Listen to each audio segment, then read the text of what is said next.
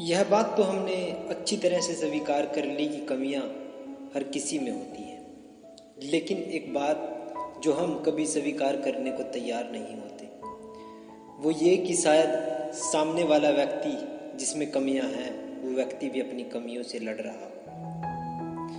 और ऐसा न मानने के पीछे हमारे पास कई वजह होती हैं। अक्सर हमारे लाख बार समझाने पर भी उसका उन्हीं गलतियों को बार बार दोहराना।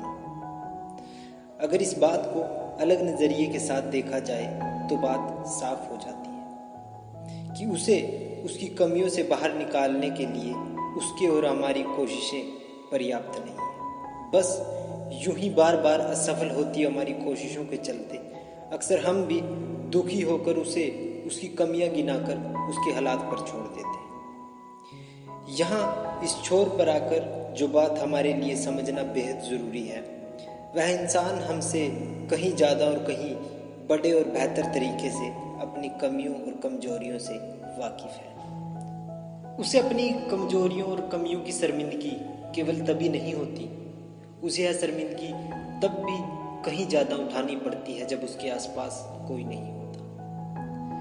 अब बस उसकी कमजोरी यही है कि लाख चाहकर भी वह अपनी कमियों से पीछा नहीं छुड़ा पाता। शायद वो पूरी जिंदगी इस बात को हमारे सामने ना बोल सके, लेकिन इस बात से कदापि इनकार नहीं किया जा सकता कि उसे शर्मिंदगी का एहसास कभी नहीं होता। उसे हमसे कहीं ज़्यादा इंतज़ार है उस नए सवेरे का कि जब एक रात के बाद उसकी ज़िंदगी में ऐसी सुबह आए जब वह अपनी सारी कमियों को बीते दिनों में छोड़ चुका। और अब इस तरह के हालात से गुजरता हर इंसान खुद के कमज़ोर होने और अपनी गलतियों को बार बार दोहराने और उनसे होने वाली शर्मिंदगी के एहसास से, हमारे गुस्से के डर से, हमारे तानों के डर से और कहीं हम उसका साथ छोड़ ना दें इस एहसास से वह कभी खुले मन से अपनी गलतियों का सामना नहीं कर पाता।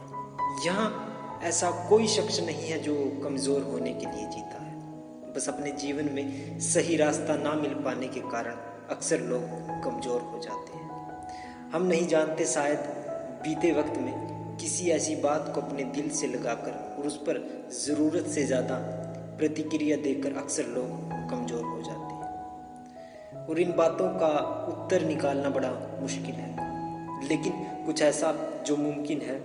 ऐसे वक्त के दौरान उनका हौसला बढ़ाकर उनसे प्यार के दो शब्द कहकर और कहीं ना कहीं उनके साथ कदम से कदम मिलाकर हम उनका साथ दे सकते हैं।